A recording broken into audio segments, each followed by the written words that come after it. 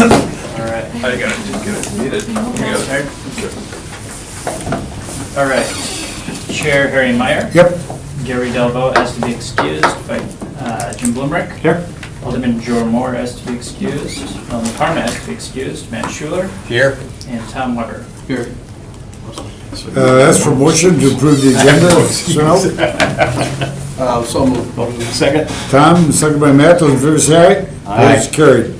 Public hearings, number 1, public hearing regarding the adoption of an allocation amendment to the project plan for tax increment district number 12, TAD 12, I43 commercial development. Motion to suspend the rules to open the meeting? Motion to suspend rules for public hearing, those in favor say aye. Nope. Opposed? Aye. Carried. So this is the first of two public hearings. These were properly noticed in the paper. The JRB, we talked about last time at RDA becoming the authority to look at some changes to some of our TIDs. As far as making things effective 1/1 of 2017, two things that we'd like to do is one, adopt an allocation amendment for TID 12, which is this public hearing, and then the next public hearing is creating TID 19, which is the East Towne, East Mason TID. So with that, these were noticed in paper, and as far as TID 12 goes, public hearing, and I don't know if anyone is here to speak on that. I think probably it's appropriate for the chair to ask 3 times if anyone wishes to speak, and if not, we can close the floor. Close the Okay. public hearing. Does anyone wish to speak at the public hearing on this TID district? Does anyone wish to speak on the public hearing for the TID district? And does anyone wish to speak on the hearing for the TID district? No one's approved, I'll ask for a motion to close the public hearing. Motion by Tom, second by Matt, those in favor say aye. Aye. Opposed, carried. Number 2, well, that's the public hearing. Yes. Number 3, consideration. No, number 2 is the public hearing as well. Yep, we do 2, one for the TID 12 and one for TID 19. So, yep, so open it back up again. Right, yeah. Yep. Motion to open. Well, it's the same one? Interested parties. Okay. Public hearing regarding adoption of an allocation amendment to the project plan for which one now is that? TID 19. This is item 2 under public hearing. Oh, okay, oh, I see. Regarding the creation of a tax increment district number 19, TAD 19, East Towne / East Mason Street. As for whether anyone wishes to speak at the public hearing on the creation of TID District 19, I'll ask whether anyone would like to speak on the creation of a TID District number 19, and I'll ask for whether anyone wishes to speak for the creation of tax increment district number District 19. Hearing none, I'll ask for a motion to close the hearing. Regular order of business. Second. Motion by Tom, second by Matt. Those in favor say aye. Opposed, carried. Are we on number 3 now? For number 3. All right. Number 3, consideration and possible action on the allocation amendment to the project plan for tax increment district number 12, TID 12, I43 commercial development. All right, so what we're talking about today is an allocation amendment for TID 12. TID 12 is the I43, it's called I43 commercial development. It was basically used to fund a lot of the I43 Commerce Center infrastructure, business park. It's been a very successful TID. And with that, we would like to use some of the fund balance in order to allocate to 3 other TIDs in order to close those TIDs. As you can see right now in the city, and this needs to be updated a little bit to get TID 18 on here, but we currently have 14 open TIDs. Return. I don't want to unplug it. And what we'll be looking at is the potential closure of 3 TIDs, and I'll just go through those a little bit and what these allocations would be used for. So the first one that we'd be looking at is TID 6, which is the near east side, so it's called the Navarino TID. That was created in 2001. It's set to expire in 2028. Within that, the increment value has decreased just a little bit though it's going to bounce back just a tiny bit this year. In short, we really haven't had much development there in the last few years and don't project any development there this year. One of the things that we'd like to do in order to close it, the request is for up to $200,000 of funds to allocate. Right now, we estimate there's about $175,000 in remaining to close it. That is, we have $275,000 in outstanding obligations. There is a payment, Diana, Ellen Becker's here if you have further questions about it. Part of that is a payment to, I think the original LLC is Urban Partnership. Which helped fund the NeighborWorks project. So there's about $275,000 left in payments to them. With that, there's just under $100,000 of fund balance, so it would cost us $175,000 or $176,000 to close that TID. With that, when we have remaining obligations, if the TID is closed, spoke with the DOR, what we would do is we'd put those obligations or put that money into a separate account or trust fund in order to continue paying those obligations per the agreement. There's just be no more expenditures because there'd be no more TID. So that money doesn't disappear. It's still, the city honors its contract in terms of that obligation. So the money kind of technically moves from TID 12 into this trust fund? Correct. And then that's what, okay, makes Correct. the remaining Yep, payment. and it would Got just be a TID 6 trust account that would basically pay the remaining obligations that were created while the TID was in existence. The second allocation requested is up to $350,000 in order to close Old Main Street, which is TID 11. TID 11 was created in 2005. It's a 27-year TID, it's set to expire in 2032. That TID, as we discussed, is a distressed TID. Initially had a base valuation of about $41.5 million. The last 2 years, it's been around $36 million. So it does meet the qualifications in terms of a distressed TID, according to the DOR. There is an opportunity and possibility to look at a base value reassessment and go through that process. Just some further discussions, we felt it was in the best interest, though, to close this TID. I think a base value reassessment is good if there's, again, maybe some potential or imminent projects that are coming along.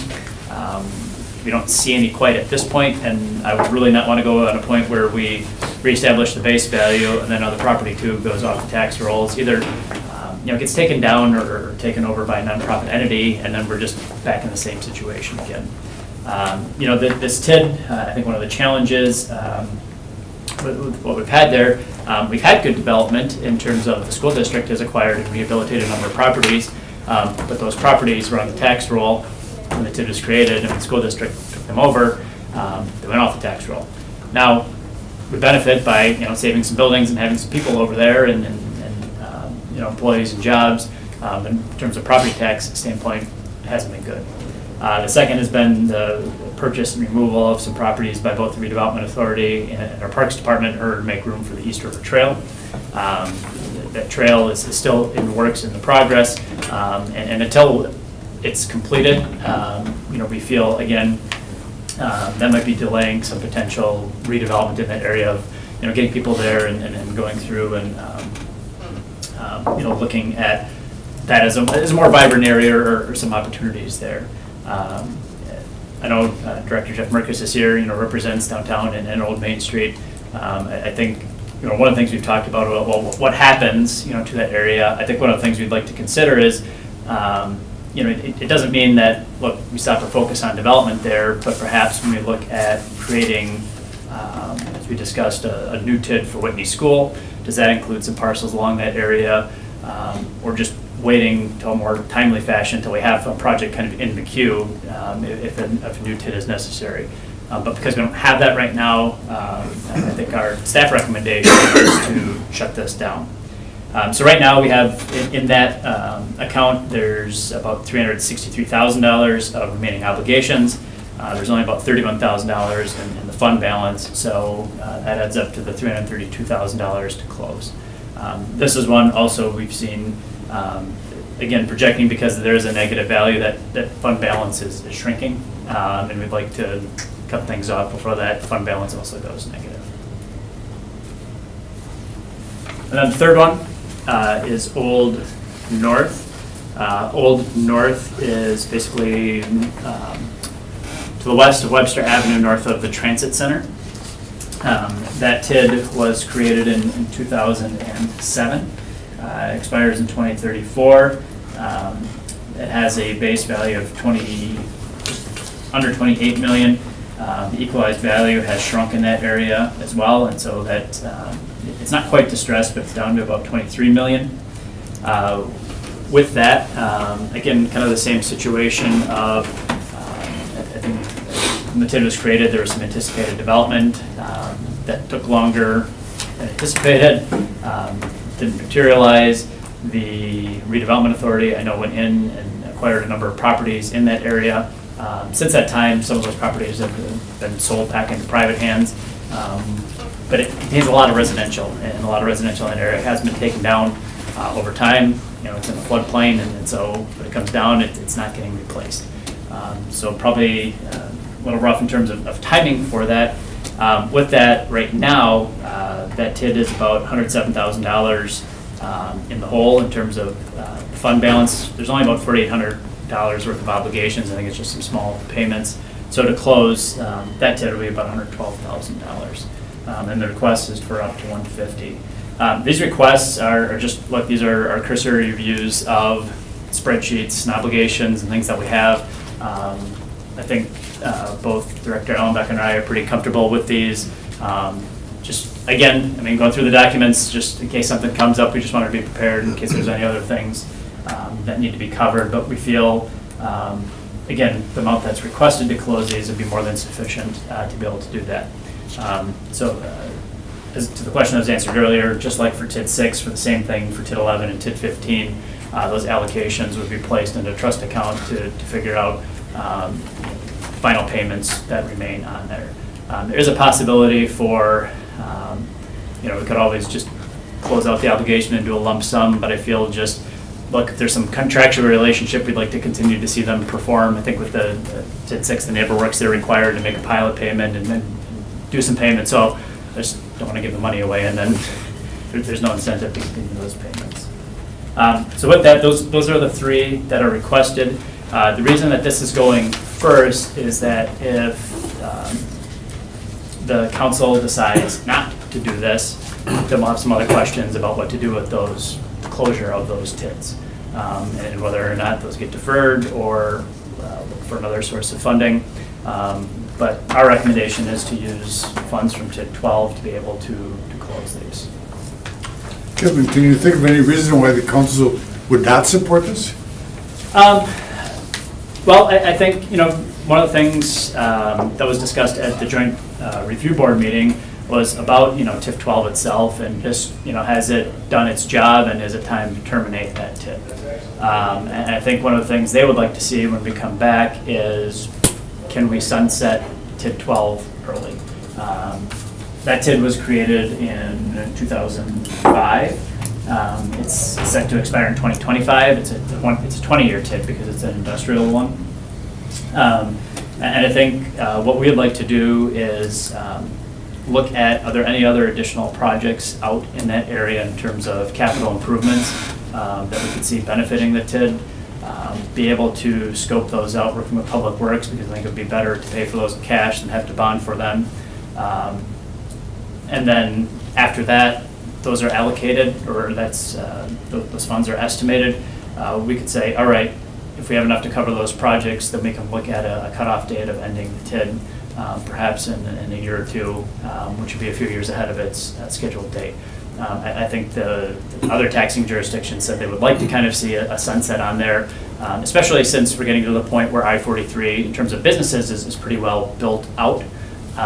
So just, looking at, before we do close it down, go through the project plan again, are there any other improvements that we'd like to do in order to just, and then perhaps consider, if we close this TID, just going back to the map, perhaps doing an overlay or looking at shutting this down and perhaps a new TID kind of east of either Huron or Erie Road to kind of cover these properties, which once you bring a sewer extension down, that's kind of going to be the natural expansion of the business park.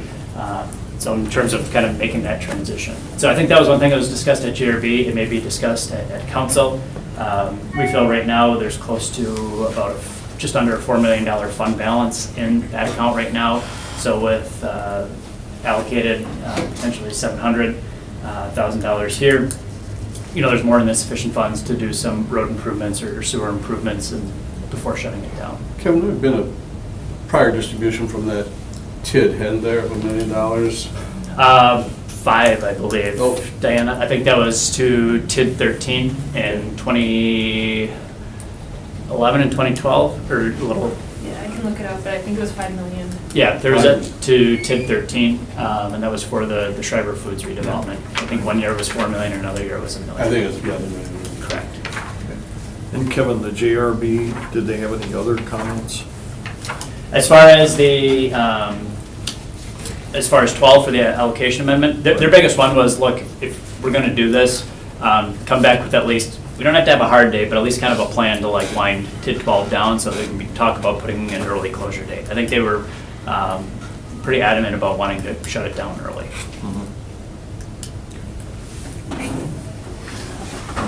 Any other questions? So as for motion, I assume we have to have a motion here. I'd make a motion to, I think it's, Kevin, and correct me if I'm wrong, to approve the allocation amendment to the project plan for tax increment District 12, the I43 commercial development. Okay, I have a motion. Do we have a second? Second. Second by Jim. Those in favor say aye. Aye. Opposed, carried. Number 4, consideration of possible action on resolution for an allocation amendment to the project plan for tax increment District Number 12, TID 12, I43 commercial development. So for this, we do not have a resolution in your packet. It is with the law department right now, that basically what they need to do in order to formally do this is draft a resolution, any amendments to project plans or things to get adopted by resolution. So appropriate motion for this, since you supported the allocation amendment, would be to direct staff to draft the resolution. That resolution would then go to council on September 19th, and then if approved there, then it would go to the JRB the week after that for final Okay. approval. So moved. Motion by Jim, second by Matt. Those in favor say aye. Aye. Opposed, carried. Number 5, consideration of possible action on project plan regarding creation of tax increment District Number 19, TID 19, East Towne / East Mason Street. So at our last RDA meeting, we discussed the potential of 3 new tax increment districts. One of them being East Towne / East Mason. As you can see where we are in the city, basically covering the area to the east of the intersection of Main and Mason, covering property south of Mason and east of Main Street, all the way kind of the auto dealerships and then east to the Wilder Park neighborhood. This is the boundary that we're proposing for the district, going from the Citgo on the corner all the way to the Shopko and Aldi on the east side. The reason for these boundaries, we feel as staff, again, this is the highest potential for redevelopment, has the highest number of properties or percentage of properties in need of rehabilitation work. As you can see, and as we've dealt with here, 2 major projects, the Cup Foods and East Towne Mall, mostly vacant, very underused. In addition, we have a sea of asphalt out here that's probably not its highest and best use. Even on Black Friday, that parking lot is not full. So there's some additional redevelopment potential out here, and that's why the boundaries were drawn as they were. Just quick aside, just our TIF capacity analysis, can we do an additional tax increment district in the city? These are numbers of 1/1 of 17. In short, our value is about $6.3 billion, 333 million in TID increment, so we're at 5.23%. Equalized value, this is the assessed value, and Diane can speak. Our equalized value in 2016 was about 1.02, and in 2017 it's probably going to be about 99. 99 point. Going up that much. Yes, it went up So I just assumed this at 100. I mean, I think we're still waiting for the final number, so it's going to be close to this. With that, I mean, just rounding error, given we're well below that 12% test, this will push us up to 5.62% if this gets included into the mix. As far as zoning goes, kind of a mismatch of commercial and then single family. A lot of this area is governed by a planned unit development district, primarily done for the signage, but also because there's a lot of cross access between the mall and the Cub Foods properties. And so it's probably better reflected in like what the actual land use is right now. I mean, this is a commercial node on the east side of Green Bay, built really to kind of serve the neighborhoods, from Starlight, Imperial Lane, Preble Park, Wilder Park, even McAuliffe Park out to the east. Really largely developed in the late or early 1980s. There's some fits and starts in the early 90s. I think there's some remodeling again done to the East Town Mall earlier this decade. But it's commercial with the exception of the East Town Mall piece, or sorry, the Cub Foods piece, which is land actually under development right now. What we see is what we've identified as parcels, rehabilitation or conservation parcels. We feel these parcels are parcels that could have a higher and better use, both from just a functional perspective of what's in the structure, but also, again, I go back to that sea of asphalt and parking. There's a lot of undeveloped land there that could be developed in a way, that you're turning it into a much more, kind of park once district and be able to shop around. So, in terms of if somebody's out in this area, every single entity doesn't need to have its own kind of sea of parking for things. Kevin, who owns the parking lot? So these reflect, so it's shared. So the U-Haul, the Rogan's property, they own all this parking over here. Cub Foods owns all this parking in here.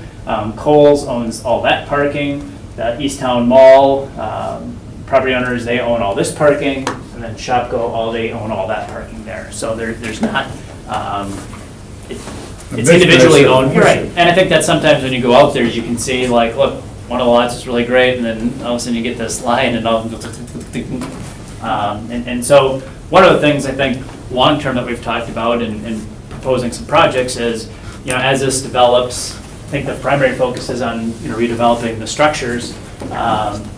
Could we look at, again, these restaurants and service things out here, to get another line of them out here, and start to, get some increased development there. I don't think it's maybe a little longer term, but, housing would not be out of the question here. I think if you look at, places like Bayshore in Milwaukee or Hilldale in Madison, I mean, at one time, those were strip malls, kind of just like this. Now, it took several years for them to develop into what they are today, but I think what we're starting to do is, look, you can see the potential for this to really be kind of that neighborhood commerce center, and have some much more intense use and mixed use.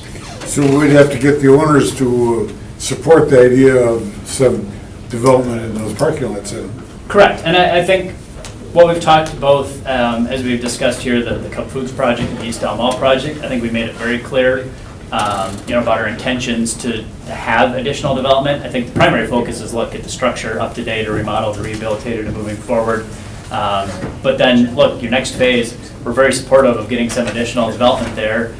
I think we're emphasizing that by creating a new TID district rather than expanding one, is that, look, if we can start things early on, there's a longer period of payback that enables us then to, generate some increment then that can also, on the back end, help with some potential public improvements. And again, whether that's, streets, sidewalks, stormwater, or other public amenities.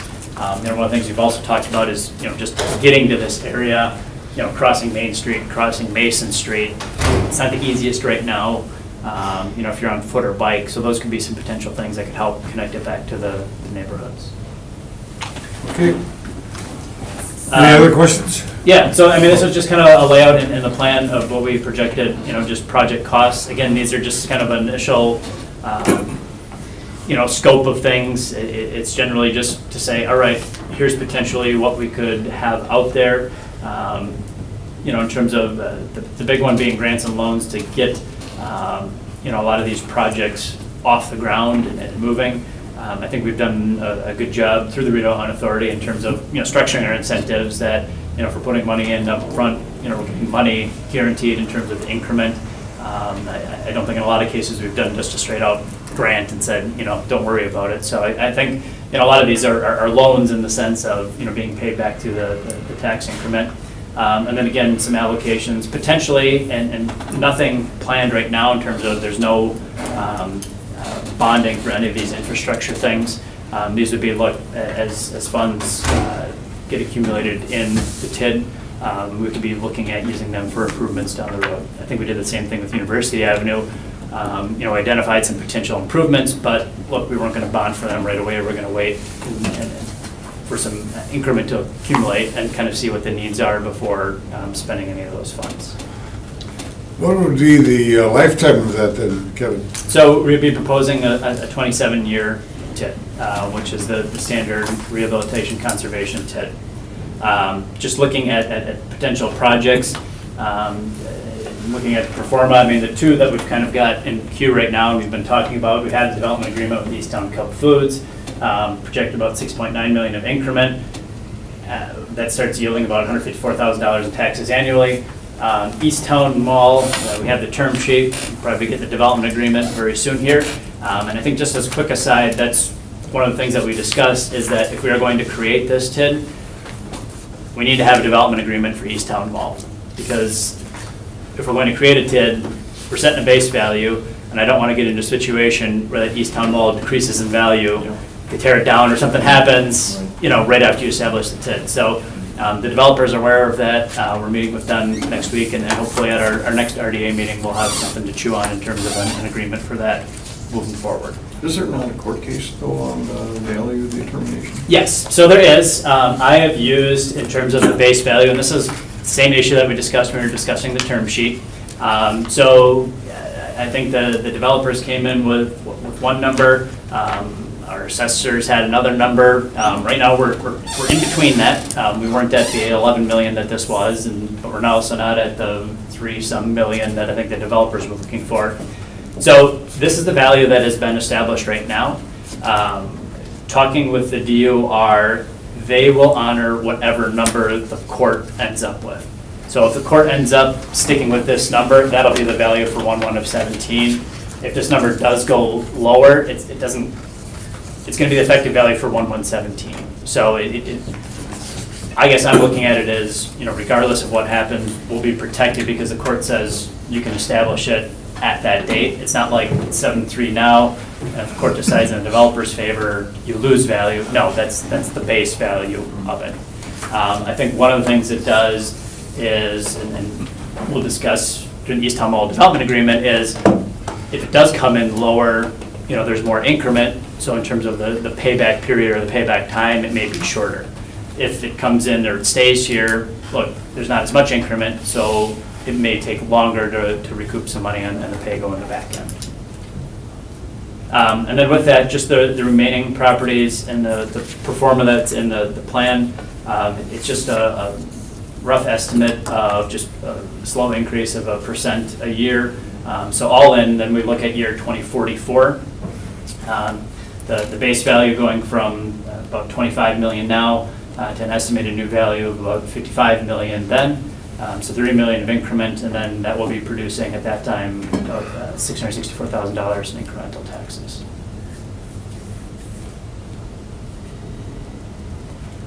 So I don't know if there's any other questions about the projects, the plans. You look like something coming up here. No, I'm just, What is it, ask for motion then? Number 6? That's number 5. Number 5. 5, I'm sorry, yeah. Move to Right, approve. yeah. Second. Motion by Jim, second by Matt then to approve the project plan regarding creation of the tax increment district number 19, to 19 Easttown, East Mason Street. Those in favor say aye. Aye. Opposed, carried. Number 6, consideration and possible action on a resolution approving creation of tax increment district number 1019, East Towne, East Mason Street. This would be the same as number 4, directing staff to draft a resolution for council. So moved. Second. Motion by Jim, second by Matt. Those in favor say aye. Aye. Opposed, carried. All right, before you jump to 7, All right. just so you get an update then on the proposed schedule for this, public hearing being today, those resolutions are drafted, will go to council on Tuesday, September 19th. And then we're getting a poll right now of our JRB members. We'll meet either Tuesday, Wednesday, Thursday of that week. And that will be the final approvals where JRB goes through and adopts the resolution and creates the TID. And then that gives us time to get it into the state. Our intention for both the allocation amendment and the new TID, so that these will be effective 1/1 of 17. Okay. Ready to move on? Yes. All right. Number 7, consideration of possible action to amend the hold harmless agreement with Cafe Madrid for 101 North Adams Street and 109 North Adams Street, tax services 12-122, 12-118, Schumacher Alley. Kevin? All right, so we have a hold harmless agreement with Cafe Madrid, and I believe Amanda Pedersen-Luque is here from Cafe Madrid, to use the, I guess, quote-unquote alley space Right. in behind Shower and Schumacher. In terms of using that space, granted space to have her expand her restaurant, provides patio dining, outdoor dining outside. One of the stipulations in the original hold harmless agreement was in section 2, sub G, where it talks about wait service. And at that time, it was specifically stated that alcoholic beverages shall not be permitted on the property. There was an issue with our code at the time about service of alcoholic beverages on public properties, whether it was our property or sidewalks and things like that.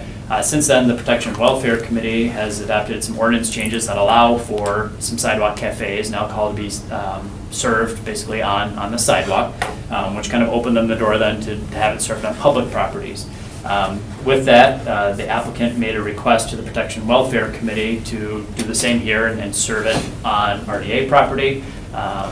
P&W granted that license, council approved it. The contingency being RDA amends their hold harmless to say it's okay. Just as far as staff goes, if P&W is okay with it, we're okay with it, and we encourage you to make that change. And basically just, I think, striking that portion from G. I don't know if the attorney had any other comments on that. You got a motion? Well, Kevin, I just wanted to, I know we talked about that before, but if the Shower Schumacher building were to be sold, what happens to Cafe Madrid? So, I mean, they can work on, something with the new owner. I mean, right now, we have a 24-hour notice to terminate this agreement. 24 hours? I mean, so if something happens, or, I think they're informed if something goes awry and RDA wants to shut this down, we can. And look, I think they've been successful out there. People really love the environment, and hopefully it can be part. I think we'll be talking in the next few meetings here about future Shower and Schumacher, and hopefully that can be a part of it. But they're cognizant, like, once we don't own it, they're gonna need to work with the next Right. owner to keep operating. Okay. There's a motion. There's a motion on the floor. Jim made the motion, and I'll second it. Motion by Jim, second by Matt, then to approve the hold harmless agreement with Cafe Madrid for the 2 sites on North Adams Street. Those in favor say aye. Aye. Opposed, carried. Is that it? That's all I I have. have a question. Sure. Can you give us an update on the hotel saga? Sure. I believe Octagon Finance GP, I was checked out last week, so, but I believe they filed the paperwork for receivership. Okay. And I believe right now, I'll check the city attorney, that they are working on scheduling a court hearing date. Is that correct? Yes, Okay. When, has a date been set? not yet, Would you advise us when that's done? yes. I might We're like looking to for a date attend that just, Yeah, yeah, we're just waiting for confirmation. right. Could be soon. Yeah. Good. Right, with that, we're adjourned. Thanks, everybody. Important meeting, not too many people attended, but we're here. Public meeting. Yeah.